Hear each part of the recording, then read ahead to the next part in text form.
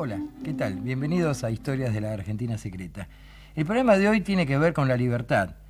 Tiene que ver con la libertad y tiene que ver con gente que está pagando deudas, sí, pero también entrelazando entre ellos un canto de libertad.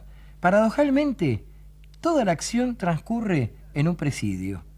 Tiene que ver con la libertad, dije, pero también tiene que ver con el no bajar los brazos, no resignarse al presente y trabajar para el futuro. Es un programa aleccionador, porque desde una prisión, desde la cárcel, podemos sacar ejemplos para la vida cotidiana. Vayamos a las imágenes. La cárcel.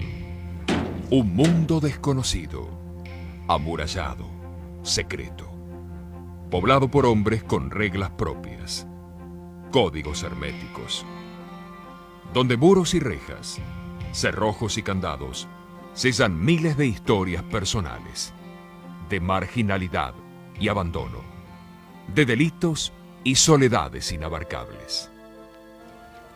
La cárcel. Un final para pocos. Un destino cuyas imágenes debutan desde la limitada perspectiva de un camión celular. Y puertas que se cierran hasta que la justicia decida abrirlas. La cárcel. Un lugar donde a veces, pese a todo, es posible encontrar un canto de libertad. Extraña paradoja que un grupo de internos de la Unidad Penitenciaria 2, la cárcel de Villa Devoto, ejercita a diario. Un canto de libertad y de trabajo que envasa una esperanza. Hoy, nuestra cámara ingresa a un ámbito universitario donde sus alumnos, los presos, transitan las carreras de abogacía, psicología y sociología.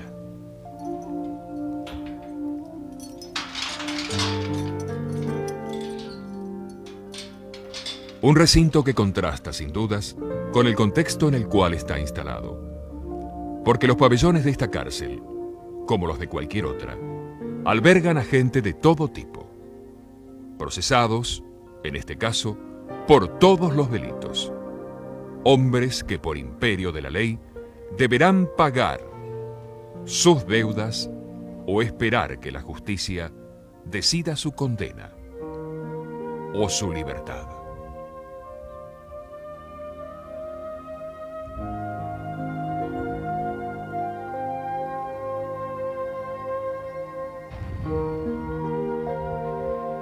En el pabellón 9 de la planta 3, un preso, interno en la jerga carcelaria, describe algunos aspectos de la convivencia.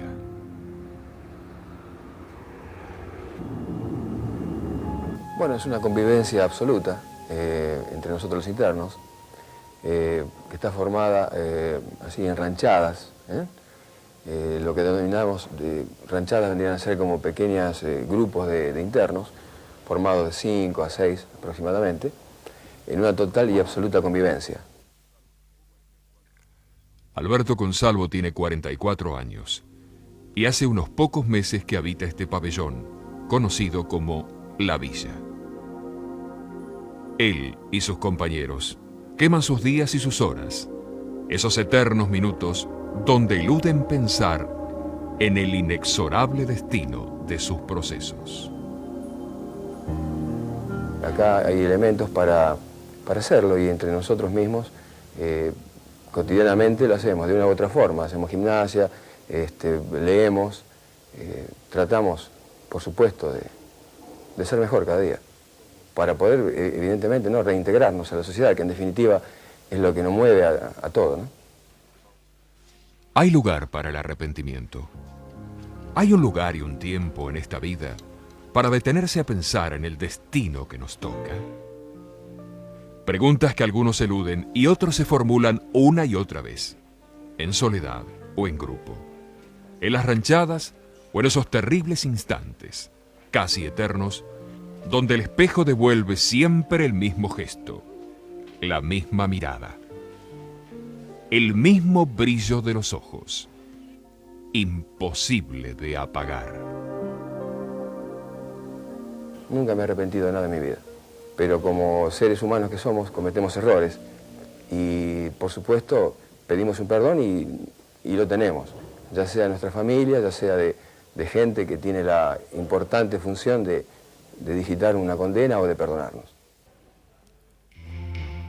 En este pabellón de la planta 1 está alojado Horacio Marchesotti, un procesado por infracción a la ley de estupefacientes, quien junto a otros 65 internos participa de una experiencia única en el país.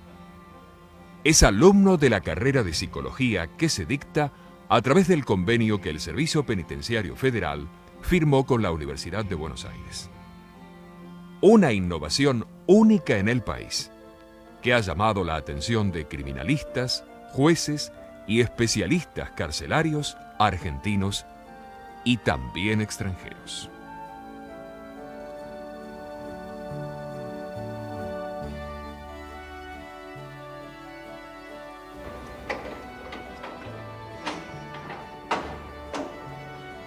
Marchesotti, en la cárcel, practica otro sistema de vida.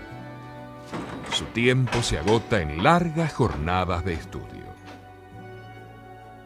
Y mientras nuestra cámara lo acompaña hacia el Centro Universitario Devoto, las aulas propiamente dichas, caben las preguntas.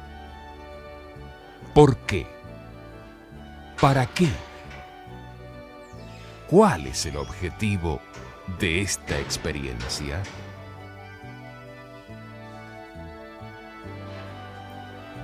¿Qué sentido tiene que procesados y condenados transiten los caminos del estudio y no los del prontuario? Porque aquí aprenden a conocer la ley, no desde su pasado personal, tampoco desde la reincidencia, sino de la misma forma que cualquier estudiante puede hacerlo en cualquier universidad del país. O, si se prefiere, licenciarse en psicología o sociología con las mismas oportunidades, de estudio, claro está, que en teoría tienen todos los argentinos.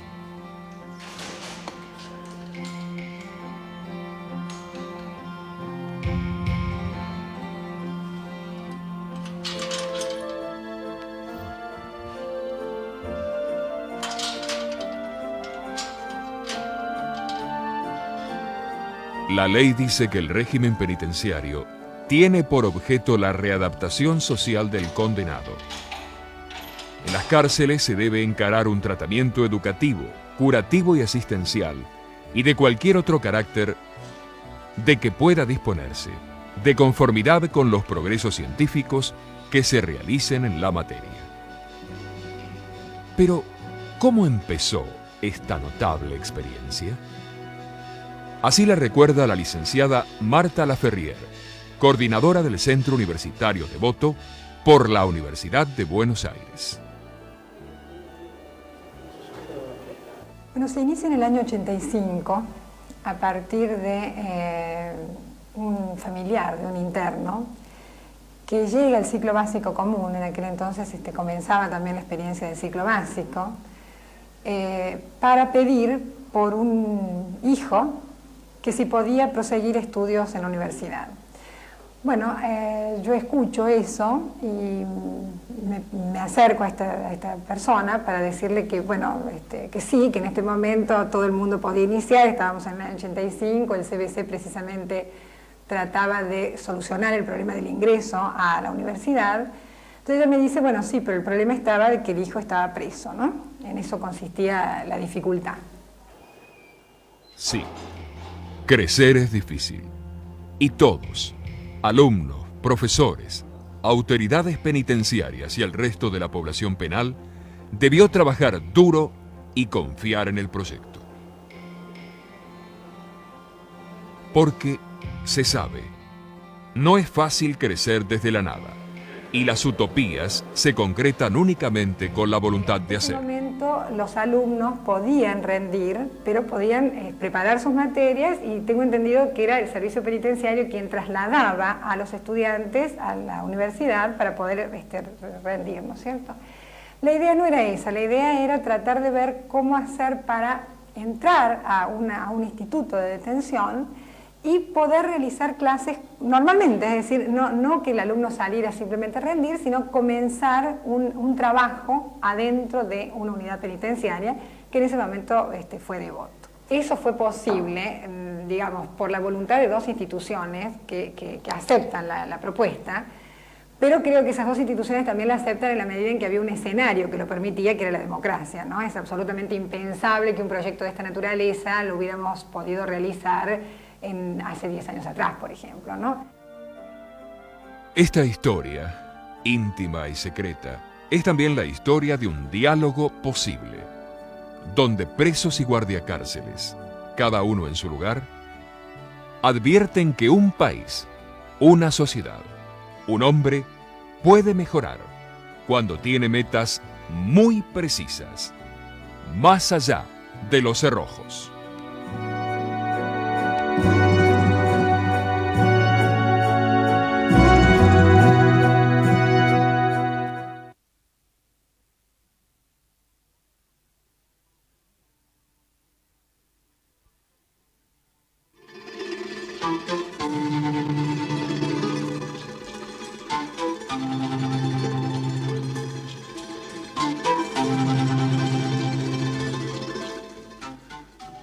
Sí, esto también es la cárcel de Villa Devoto.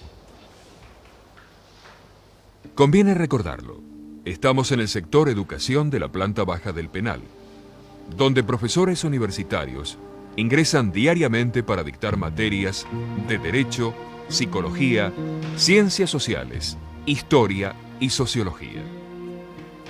Para tomar exámenes con los mismos programas que cursa el resto de los alumnos, y en un ámbito donde el equipamiento se consiguió mediante donativos.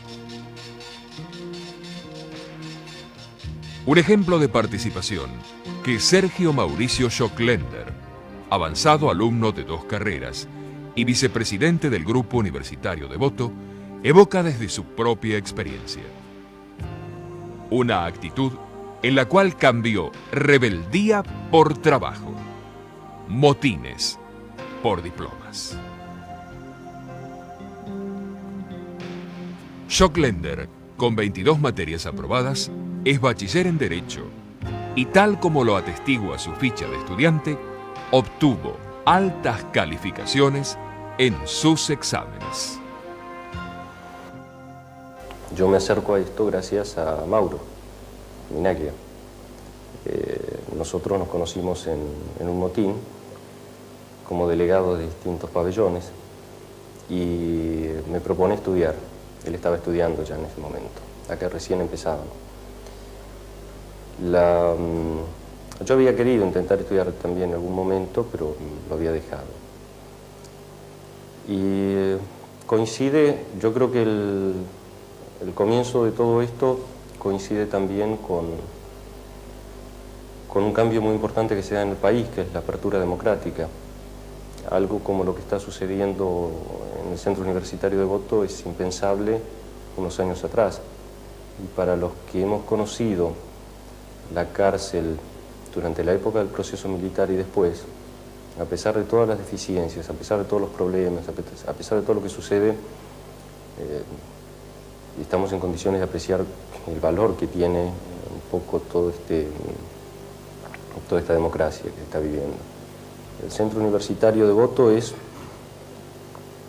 un lugar, es una concepción nueva en materia de tratamiento penitenciario, si podemos llamarlo así.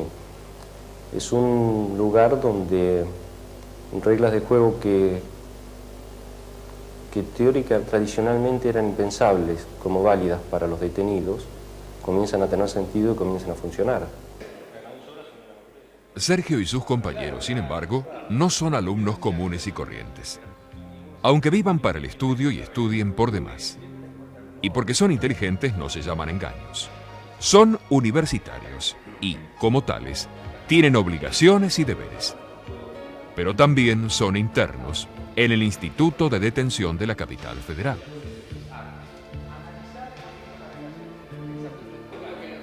Una doble circunstancia que el licenciado Tomás Abraham, titular de una cátedra de filosofía de la Universidad de Buenos Aires y docente en Villa Devoto, se encarga de explicar a la Cámara de Historias de la Argentina Secreta. Para mí la diferencia fundamental está en el lugar. Una cárcel no es una universidad.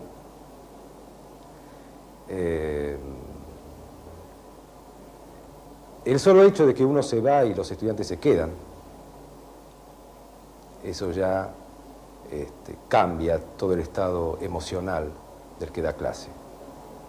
El saber que son presos también cambia ese estado emocional. Ahí empieza un poco el asunto. Ahora, en la práctica misma de la docencia, en el trabajo conjunto, la diferencia mayor que yo noto, es la intensidad que se da en el trabajo, o sea, el tipo de interés. Yo creo que allí hay una diferencia con la experiencia universitaria común. Aquí nada es gratis. Vivir encerrado no es gratis. Y el estudiar en Devoto fue concebido como una supervivencia. Es una especie de línea de libertad que se da aquí adentro. Lo que el estudiante invierte en sus estudios no es solamente tiempo, sino ganas de sobrevivir, porque en una cárcel se sobrevive. Y que esa supervivencia se pueda transformar en un vivir, creo que en gran medida aquí, en Devoto al menos, se dio a través de los estudios. Se vive, y de la supervivencia, que es siempre una situación límite, ¿no?, a vivir, ¿no?, que ese cambio se haya dado a través de una cosa que se llama el estudio, eso es una experiencia inédita.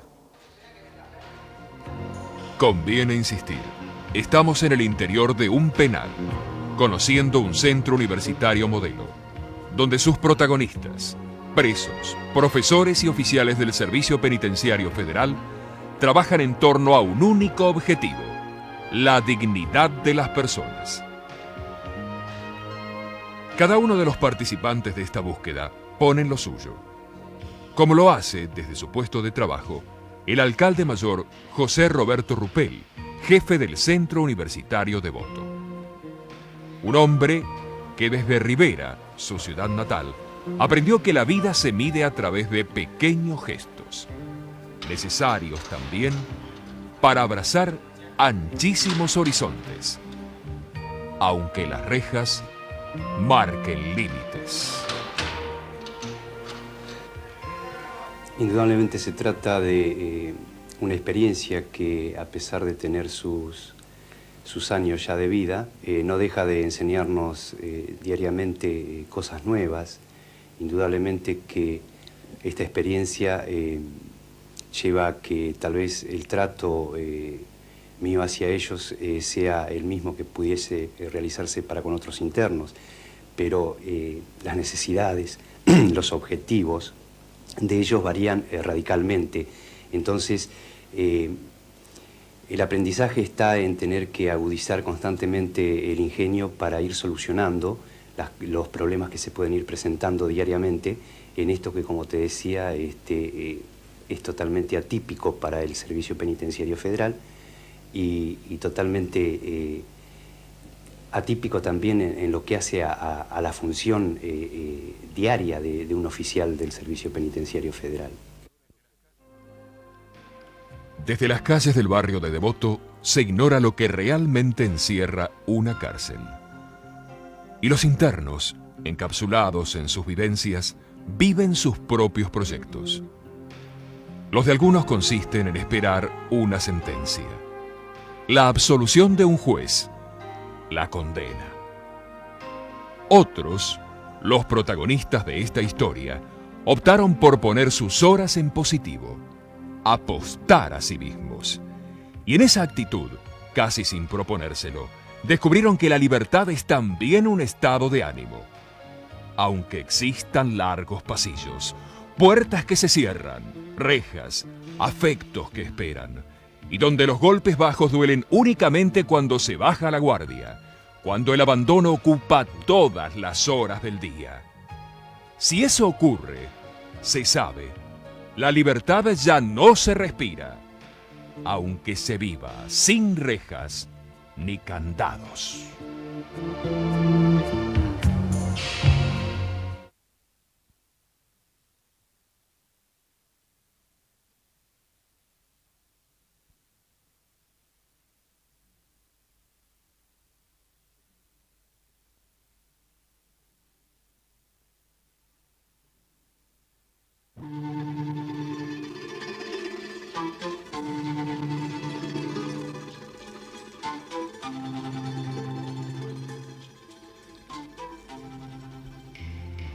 Seguimos en la cárcel de Villa Devoto, un complejo edilicio de 55.000 metros cuadrados, que aloja en sus pabellones, colectivos o celulares, a 1.300 detenidos.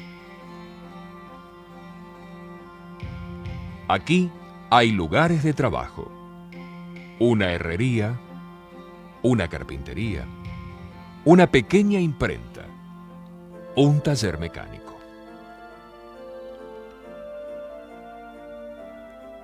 El prefecto Pedro Joaquín Retamal, director del penal, valora el estudio y el trabajo de los internos, pero prefiere expresar sus cotidianas preocupaciones, el esfuerzo de todos para conseguir que la plata alcance. La asignación presupuestaria ha ido a valores reales, ha ido decreciendo. Si ustedes, cuando tengan oportunidad de recorrer las instalaciones, van a ver que se nota falta de mantenimiento. Falta de mantenimiento que yo siempre dejo sentado, no es atribuible a la negligencia o a la desidia del personal penitenciario. Por el contrario, acá se hace grandes esfuerzos para poder mantener así precariamente este edificio. La angustia que genera la falta de recursos y la ausencia de libertad suelen atemperarse con imaginación personal y esfuerzos colectivos. Así la carpintería de Devoto se abastece con madera del penal de Roque Sáenz Peña, Chaco, y el pan es elaborado en la cárcel de Caseros.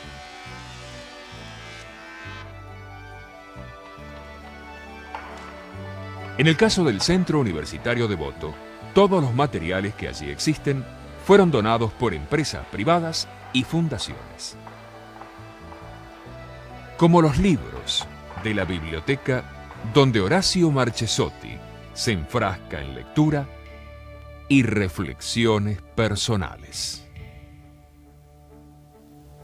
¿De qué me arrepiento? De haber dejado a mi mujer y a mis hijos. Y no verlos crecer, no verlos, todo ese tipo de cosas, no poder verlos crecer, es muy denso eso. Que de pronto vos tengas un niño que lo viste a los 7 meses, lo dejaste, y de pronto lo ves y lo vas viendo a través del tiempo y va caminando y habla y ves que va desarrollando, ¿no? Esas cosas son, eso es lo que más me produce angustia, no poder verlo crecer, nada más. Horas que no se pierden, minutos que jamás se agotan, para recuperar tantos días equivocados. Aunque a veces los recuerdos duelan y todo parezca perdido. A mí en que me condujo el camino de la droga, y me condujo a esto, acá me ves, este es el camino donde terminé. Ese es el camino que me condujo. Y no ayuda. Estos 65 presos universitarios cambiaron sus vidas por el estudio y también cambiaron las vidas, de alguna manera, con aquellos con los cuales se vincularon, sean de adentro o de afuera del penal. Extraña paradoja de la que puede dar fe el doctor Tristán García Torres. Él es profesor adjunto de Derecho Penal y hace 4 que enseña en esta cárcel. Fue juez de sentencia y de la Cámara del Crimen de la capital federal. Pero el destino, siempre sorprendente, le jugó una insólita pasada, casi increíble. Quizás ha dado la particularidad, un poco casual, yo creo que, en fin, Dios me ha puesto en esta situación porque como juez de sentencia y como juez de la Cámara del Crimen, yo he dictado, bueno, muchas sentencias. Algunos de los condenados en los fallos que he dictado se encuentran actualmente, y los he encontrado yo, y algunos han sido alumnos míos aquí, y la relación ha sido muy normal, yo diría hasta casi diría más, ha sido cordial, ¿no? Y no hay una contradicción en esto, porque yo creo que si uno se pone a analizar seriamente el tema, una cosa es la aplicación de la ley penal con el rigor, en fin, que tiene el Código Penal, que será, bueno, modificable, será mejorable o no, pero no depende de nosotros, eso es propio del Poder Legislativo. Y otra cosa es ya la humanización de la pena, ¿no? Es algo que yo creo que muchas veces afuera los que no están en estos temas le tienen un poco de temor, dicen, ¿cómo? Pero los presos estudian, pero eso no es libertinaje, eso no es abrir las puertas a un permisivismo, al contrario, ¿no? Yo creo que aplicada una pena, inmediatamente toda la comunidad tiene que ponerse en una función de resocializar a ese hombre, ayudarlo a que cuando salga en libertad, bueno, ya esté totalmente readaptado si es que no lo estaba, ¿no? Este es el celular número 3, otro lugar de la cárcel de Devoto donde conviven los internos.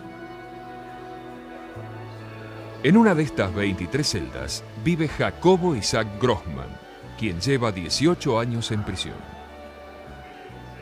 Alumno de Sociología y Abogacía, al cursar Derecho tuvo como docente al doctor García Torres, el juez que lo condenó. Pero no es esta la única paradoja. Grossman acaba de ser becado por una universidad del Estado de Israel para proseguir allí sus estudios. Un reconocimiento internacional para el Centro Universitario Devoto. En la medida que he ido trabajando, realizando trabajo así a nivel de estudio, a nivel de lo que han sido los mismos trabajos de la materia de sociología u opiniones,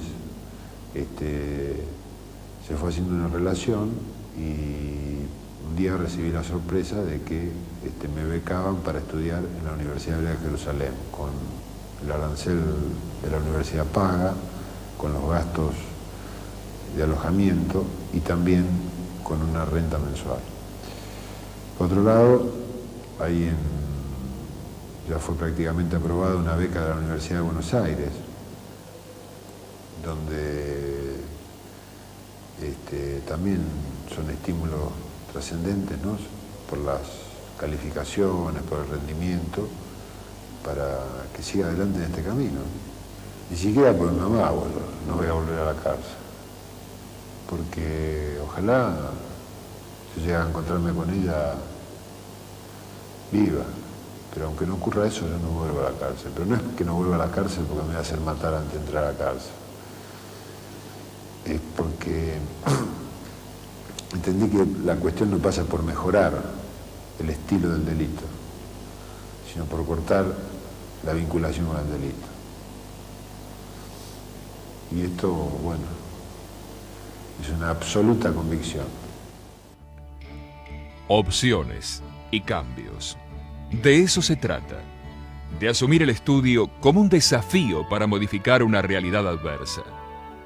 De la misma que logró transformar a un antiguo instituto de menores en este centro de estudios de 1.500 metros cuadrados cubiertos, con aulas, dormitorios, comedor, sala de conferencia, computadoras, capilla y biblioteca. A pulmón, hecho por ellos mismos, sin un centavo del Estado, ladrillo a ladrillo, puro sudor, puro ideal. Asesorados por constructores del servicio penitenciario y luchando contra la indiferencia de muchos presos. Soñando, ¿por qué no?, con esa otra libertad, la que nace entrelazada con el espíritu, desde adentro hacia lo alto.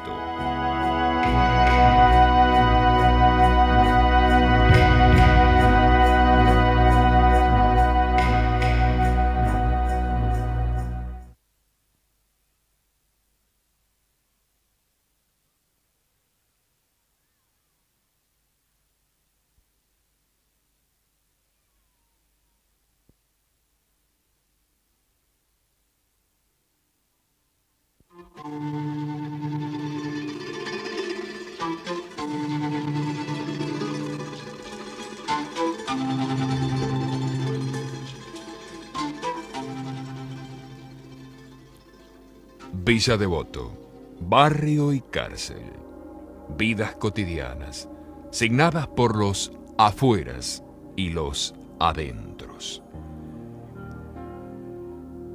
El penal de Devoto comenzó a construirse en 1923 en terrenos donde funcionaba la Facultad de Agronomía y Veterinaria. 4 años después se inauguró el primer pabellón.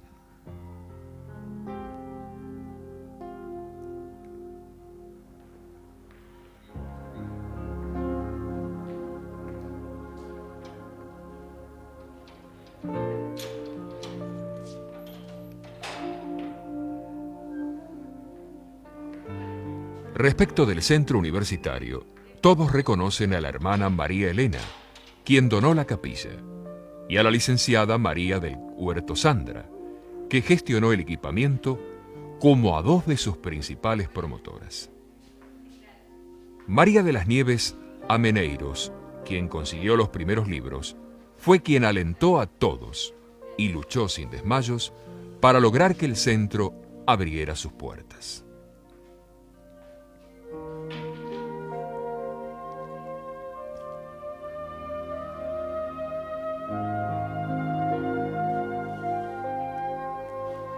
Mari es voluntaria desde hace 10 años y sigue trabajando con el mismo entusiasmo de los primeros tiempos. Bueno, yo seguí con mi lucha de la biblioteca. Se inauguró ya con esto en este lugar, porque ya le habían cedido este lugar, con todas las donaciones. Se invitaron 300 y pico de personas. fue una inauguración muy linda porque vinieron jueces, abogados, Sábato, León Gieco, son seres increíbles. Todo el mundo contento. Sábato hizo una donación de 600 libros y era algo muy lindo realmente, hasta los hice cantar, porque yo había hecho una canción justamente para los presos y se cerró el acto cantando esa canción y cantaban todos un estribillo que dice: denles la libertad de aprender a vivir y volver a empezar. Y cantaban las autoridades del penal, los jueces, todo el mundo pedía eso. Para mí era muy importante, me parecía un sueño. Presos, asesorando a presos. Futuros abogados ejercitando sus conocimientos con sus propios compañeros de presidio. Así es. Mauro Minaglia entró a la cárcel a los 13 años. Tuvo 25 reincidencias y se fugó 4 veces. Era un irrecuperable. Sin embargo, cambió. Para mí, el grupo universitario significa algo así como un gran amor, ¿no? Y una gran justificación a mi vida anterior. Yo cuando empecé a estudiar, estudiaba para mí. Yo quería estudiar, ese fue mi primer planteo. Pero luego, junto con otros compañeros, nos damos cuenta que la lucha de uno es eso simplemente, la lucha de uno contra el mundo. La lucha de dos es una fuerza más grande. Y nos dimos cuenta que la cuestión no era luchar por uno mismo, sino luchar por el otro, en donde el otro te está devolviendo lo mismo. Y eso funcionó perfectamente acá. Acá nosotros en esa lucha, en querer que este grupo crezca, es un hacer que se hace para el otro y que se devuelve en uno mismo. Y bueno, para mí, es decir, bueno, tantos años, tanta historia, tanta edad, no pasó en vano. Minaglia preside el grupo universitario, una suerte de centro de estudiantes. En estos dormitorios, que próximamente se ampliarán, los estudiantes muchas veces se preguntan ¿qué va a pasar cuando se reciban de abogados? En el caso de Minaglia, dentro de 8 materias. El presidente del grupo universitario, al igual que Schocklender, también estudia sociología. Y desde los 47 años, así imagina su futuro. Yo creo que respecto a profesionales con los cuales yo voy a establecer un diálogo más adelante, bueno, va a ser simplemente una posición de crítica o van a convenir conmigo. Creo que es eso. Es más, creo que es mucho menos de lo que pensamos, porque ellos también están insertos en toda una mecánica, toda una forma de estudio, y quizás no conocen ciertas partes de la realidad que yo las traigo, mi experiencia. En el Centro Universitario de Voto, nuestra cámara registró un acontecimiento inusual. El casamiento de uno de los estudiantes, Juan, que cursa Derecho y Sociología, con Susana, que decidió transformar el lugar de estudio en un ámbito de felicidad. No hubo brindis con champagne, ni bebidas alcohólicas porque están prohibidas, pero las copas igualmente se alzaron por la felicidad, por la esperanza, por el futuro.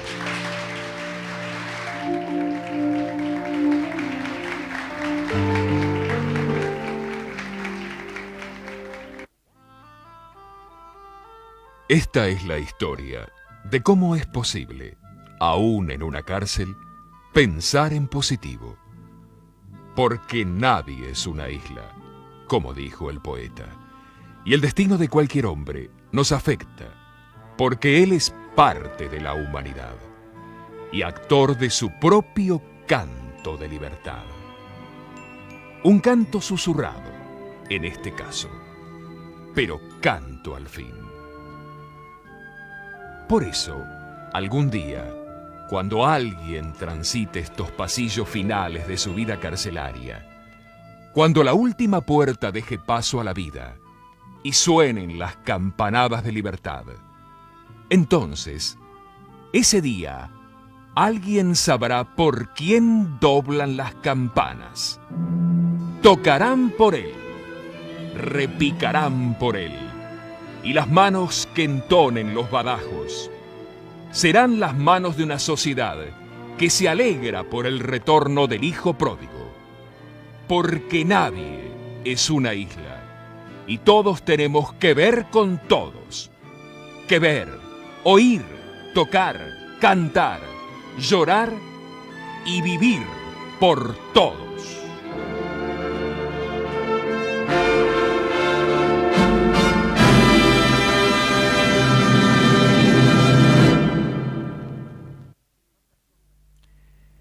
Cuántas cosas que sugieren estas vivencias, estas imágenes, este compartir luchas, trabajos y estudios con los internos de Devoto.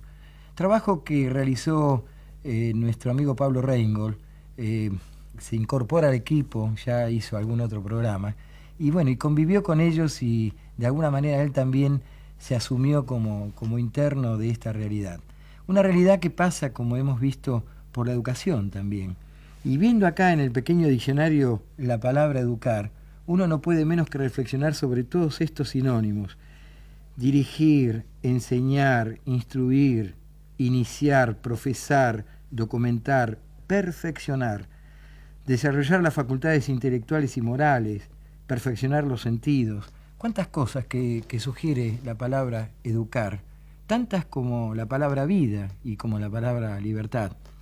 A propósito de educar, seguimos entregando un pequeño Larousse por día a todas las escuelas que nos escriban. Simplemente tienen que dirigir un sobre aquí a ATC pidiendo un diccionario para mi escuela, colocando al dorso del mismo el nombre del alumno, el nombre de la escuela y la dirección de la escuela. Y después, en los sorteos que hacemos mes a mes, ustedes recibirán noticias de cuáles son las escuelas favorecidas con este importante donativo. Les agradecemos a todos ustedes haber estado con nosotros y la semana que viene los invitamos otra vez a estar con nosotros aquí en Historias de la Argentina Secreta. Hasta entonces.